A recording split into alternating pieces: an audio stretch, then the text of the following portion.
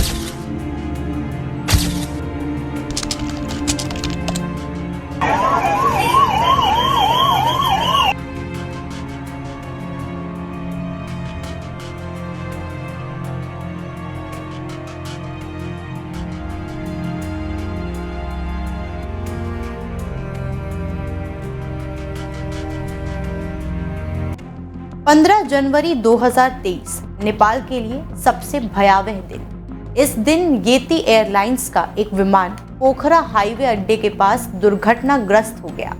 इस विमान में सवार सभी 72 यात्रियों की मौत हो गई। विमान में 5 भारतीय समेत कई विदेशी नागरिक भी सवार थे। नेपाल के इतिहास में 30 साल बाद इतना बड़ा विमान हादसा हुआ था। इससे पहले 15 जनवरी 1934 को नेपाल में आए भीषण भूकंप से लगभग 11,000 लोगों की मौत हो गई थी। इस भूकंप की तीव्रता रिक्टर स्केल पर 8 मापी गई। ऐसे में 15 जनवरी 2023 में हुए विमान हादसे ने 89 साल पहले के भीषण भूकंप की फिर से याद दिला दी। पोखरा में हादसे का शिकार हुआ विमान नेपाल की राजधानी काठमांडू से आ रहा था। इस विमान में चालक दल के साथ कुल 72 लोग सवार थे। विमान जैसे ही पोखरा हवाई अड्डे के पास पहुंचा, वैसे ही वो एक तरफ झुकने लगा। देखते ही देखते विमान तेजी से सेती नदी के किनारे बने गड्ढे में गिर गया। विमान के टकराते ही जोरदार आवाज हुई और आग लग गई। राहत और बचाव कर्मियों के जल्दी पहुंचने और युद्ध स्तर पर काम शुरू करने के बावजूद एक भी यात्री जिंदा नहीं बच पाया। नेपाल में विमान हादसों का सबसे बड़ा कारण वहां के ऊंचे ऊंचे पहाड़ हैं। यहाँ चट्टानों को काटकर रनवे को तैयार किया जाता है, लेकिन सभी रनवे की लंबाई काफी सीमित होती है। दरअसल नेपाल में एक तरफ अगर रनवे है तो दूसरी तरफ खाई। इसी वजह से लैंडिंग के समय विमान को काफी बैलेंस करते हुए टेक ऑफ करना पड़ता है। यहाँ कई ऊंची ऊंची चोटियों के बीच सकरी घाटियां हैं, जहाँ कई बार विमानों को मोड़ने में काफी कठिनाई आती है। यही कारण है कि विमान हादसे का शिकार हो जाते हैं। बता दें कि इस देश में घातक हवाई दुर्घटनाओं का दुखद इतिहास रहा है। इस दुर्घटना से पहले साल 2000 से अब तक देश में 19 हवाई दुर्घटनाएं हो चुकी।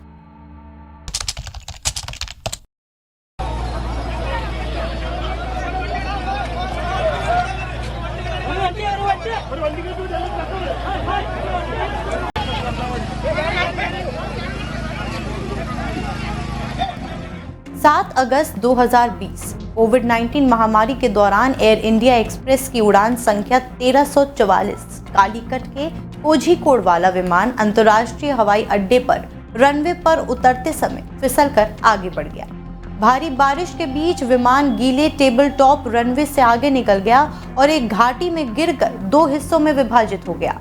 इसमें सवार 119 लोगों में से 21 लोगों की मौत हो गई, जिनमें 2 पायलट भी शामिल थे।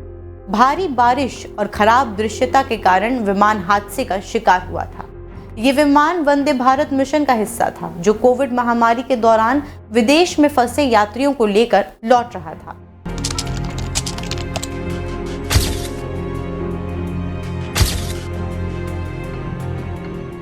मैंगलोर भारत के नागरिकों के लिए ये एक दुखद और भयावनात्मक क्षण था जब 22 मई 2010 को दुबई से Mangalore Air India Express Boeing 737-800 उड़ान मैंगलोर अंतर्राष्ट्रीय हाईवे अड्डे पर दुर्घटनाग्रस्त हो गई, जिसमें 158 लोग मारे गए।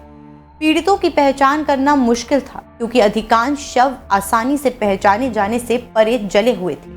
भारत जैसे आबादी वाले और विकासशील देश में जले हुए पीड़ितों की पहचान करने में कानूनी अधिकारियों के सामने आने वाली व्यवहारिक समस्याओं पर इस लेख में चर्चा की गई। दुबई से मंगलूर आने के क्रम में ये विमान रनवे से आगे निकलकर खाई में जा गिरा, जिससे इतना बड़ा हादसा हो गया। ये विमान हादसा भारत के बड़े विमान हादसों में एक माना जाता है।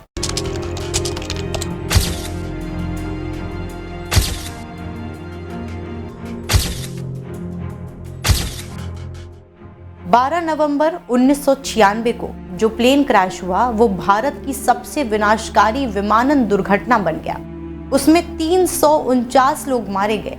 ये त्रासदी तब हुई जब सऊदीया फ्लाइट 763, एक बोइंग 745 और कजाकिस्तान एयरलाइंस की फ्लाइट 1907, एक इल्यूजन IL-76 हरियाणा में चरखी दादरी के पास हवा में टकरा गई।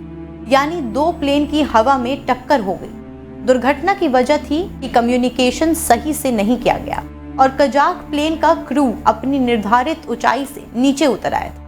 घटना के बाद भारत ने महत्वपूर्ण विमानन सुरक्षा उपाय पेश किए, जिसमें सभी वाणिज्य विमानों पर ट्रैफिक टकराव बचाव प्रणाली की स्थापना को अनिवार्य करना शामिल है। ये इतिहास की सबसे भयावह मिड एयर टक्कर है। यह हादसा कजाकिस्तान के पायलट की गलती की वजह से हुआ।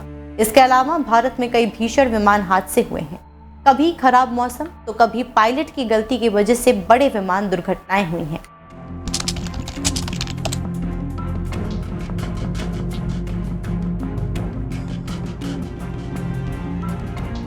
एयर इंडिया के विमान कई बार हादसे का शिकार हो चुके हैं, जिनमें से इतिहास का एक ऐसा हादसा भी था जिसमें भारत के बड़े साइंटिस्ट की मौत हो गई।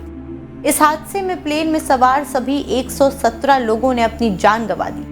इसके अलावा 1978, 1982 और 1985 में भी एयर इंडिया के विमान बड़े हादसों का शिकार हो गए, जिनमें सैकड़ों लोगों की जान जा चुकी है। 24 जनवरी 1966 को एयर इंडिया की फ्लाइट A1101 बोइंग 707 भी लंदन जा रही थी।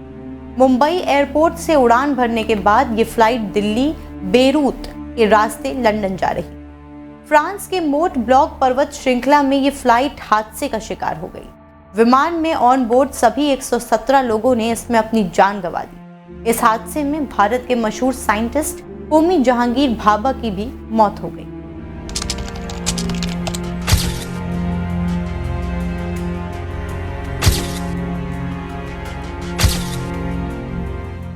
बिहार की राजधानी पटना में 17 जुलाई सन 2000 का दिन इतिहास के पन्नों में एक डरावने अध्याय के रूप में दर्ज है। दरअसल उसी दिन कोलकाता के नेताजी सुभाष चंद्र बोस अंतर्राष्ट्रीय हवाई अड्डे से दिल्ली के लिए उड़ान भरने एयरलाइंस एयर का एक विमान पटना एयरपोर्ट पर लैंडिंग के पहले गर्दनी बाग में गिर गया।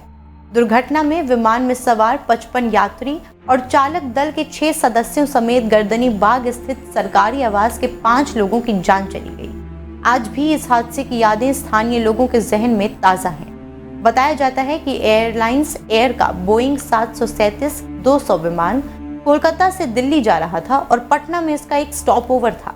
विमान में 55 यात्री और 6 क्रू मेंबर सवार थे। सुबह करीब 7:30 बजे जब विमान जयप्रकाश नारायण अंतर्राष्ट्रीय हवाई अड्डे पर लैंडिंग की तैयारी कर रहा था, अचानक ये रनवे से करीब 2 किलोमीटर पहले गर्दनी बाग के रिहायशी इलाके में क्रैश हो गया। बताया जाता है कि विमान आसपास में अचानक डगमगाया और पलक झपकते ही एक जोरदार धमाके के साथ जमीन पर आ गिरा। इस हादसे ने पूरे इलाके को मातम में डुबो दिया था। विमान के मलबे में आग लग गई थी, जिससे आसपास के कई घर और दुकानें भी चपेट में आ गई थी।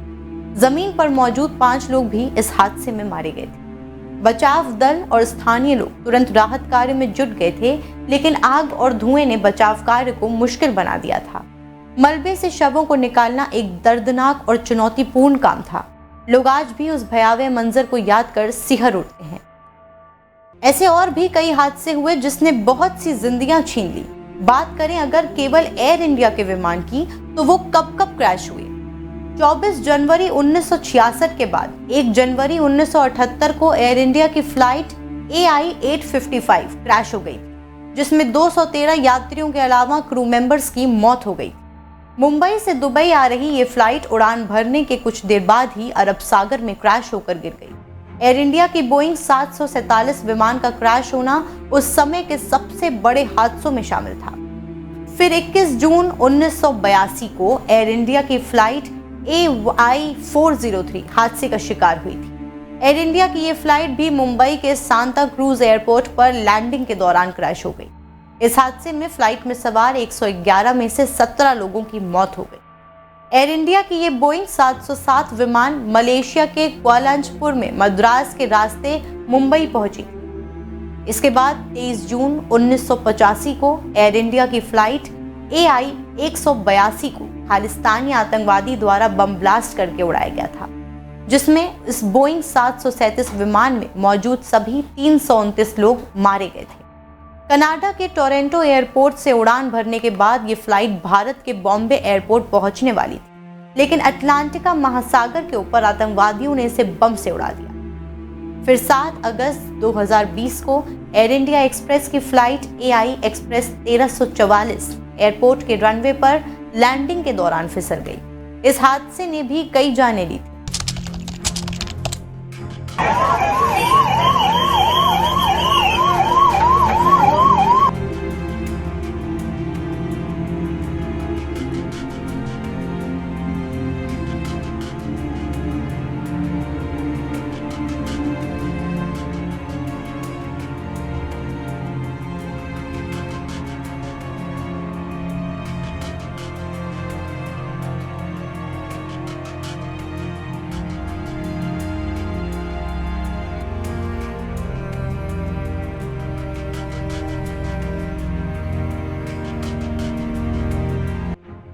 और अब अहमदाबाद से लंदन जा रही एयर इंडिया की फ्लाइट के दुर्घटनाग्रस्त हो जाने के बाद कई सवाल खड़े हुए हैं। इस विमान में जो 242 लोग सवार थे, उनमें से 53 ब्रिटिश, 1 कनाडाई और 7 पुर्तगाली थे।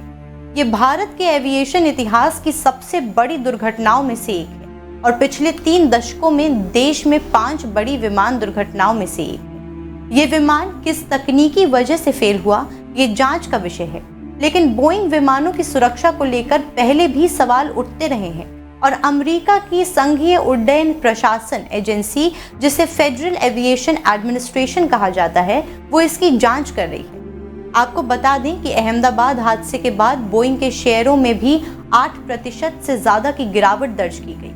महत्वपूर्ण बात यह है कि लंदन जा रहे एयर इंडिया के इस बोइंग ड्रीमलाइनर विमान को अनुभवी पायलट सुमित सब्बरवाल उड़ा रहे थे, जिनके पास 8,200 घंटे का फ्लाइंग अनुभव था।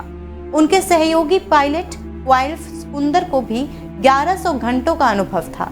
अहमदाबाद से लंदन को रवाना हुए इस विमान ने उड़ान भरने के साथ ही ATC को सबसे गंभीर स्तर की डिस्ट्रेस कॉल की थी, जिसे मिड डे कॉल कहा जाता है। इसके बाद विमान का संपर्क टूट गया और वो क्रैश हो गया। इस दुर्घटना के बाद द न्यूयॉर्क टाइम्स ने लिखा, ये दुर्घटना उस समय हुई जब कंपनी ने 2018 और 2019 में हुई 2 बड़ी दुर्घटनाओं के लिए आपराधिक जिम्मेदारी लेने से बचने के लिए अमेरिकी सरकार के साथ समझौता किया था। विमान निर्माता कंपनी बोइंग अभी भी 2018 और 19 में अपने 737 मैक्स विमान की 2 बड़ी दुर्घटनाओं को लेकर वर्षों से कानूनी लड़ाई लड़ रही है और पिछले महीने ही वो इंडोनेशिया और इथियोपिया में हुई दुर्घटनाओं में मुआवजे के लिए 110 करोड़ अमेरिकी डॉलर यानी कि करीब 9,900 करोड़ रुपए के बराबर मुआवजे के लिए तैयार हुई। बोइंग विमानों की इन 2 दुर्घटनाओं में कुल 346 लोग मारे गए। कंपनी ने पिछले महीने अमेरिका के ही जस्टिस डिपार्टमेंट के साथ एक समझौता किया था, जिसके तहत कंपनी को दुर्घटनाओं के लिए आपराधिक जिम्मेदारी लेने से छूट मिल जाएगी। ऑडिट में पाया गया कि कंपनी में 17 साल से काम कर रहे बोइंग के एक इंजीनियर सैम साल्हेपॉल के अनुसार ड्रीमलाइनर के फ्यूजलाज यानी कि बाहरी आवरण के हिस्सों को गलत तरीके से एक साथ बांधा गया था, जिससे विमान की बॉडी कुछ वर्षों में कमजोर होकर टूट सकती है और इसका जीवन काल कम हो सकता है। साहलेपौर के मुताबिक उन्होंने विमान के हिस्सों को जोड़ने, अलाइनमेंट करने के लिए कर्मचारियों को टार्जन की तरह कूदते देखा। इसके बाद 2020 से लगातार 3 साल की अवधि में उन्होंने इन तरीकों पर चिंता जताई, लेकिन उनका कहना है कि उनकी चेतावनियों ने न केवल खारिज कर दिया गया बल्कि उन्हें चुप रहने का निर्देश दिया गया। FAA की जांच में इस तरह कई विजुअल ब्लोअर्स ने आवाज उठाई, जिनमें कहा गया कि काम के दबाव के तहत वर्कर्स असेंबली लाइन में घटिया क्वालिटी के पुर्जे और पार्ट्स लगा रहे थे। बोइंग ने 787 ड्रीमलाइनर विमानों का उत्पादन 2011 में शुरू किया था और आज दुनिया में 1100 से अधिक 787 विमान उड़ रहे हैं, जिन्हें कई अधिक अंतर्राष्ट्रीय एयरलाइन उपयोग में ले रही है।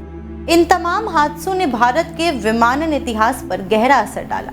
एक छोटी सी गलती या तकनीकी चूक कैसे सैकड़ों परिवारों की जिंदगी बर्बाद कर सकती है, ये हादसे उसका जीता जागता सबूत हैं।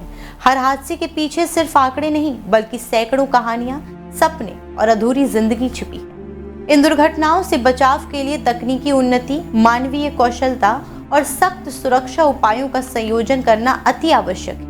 इन कदमों से विमानन को और सुरक्षित बनाया जा सकता है। फिलहाल के लिए इतना ही। तब तक के लिए देखते रहें डेली 24 भारत।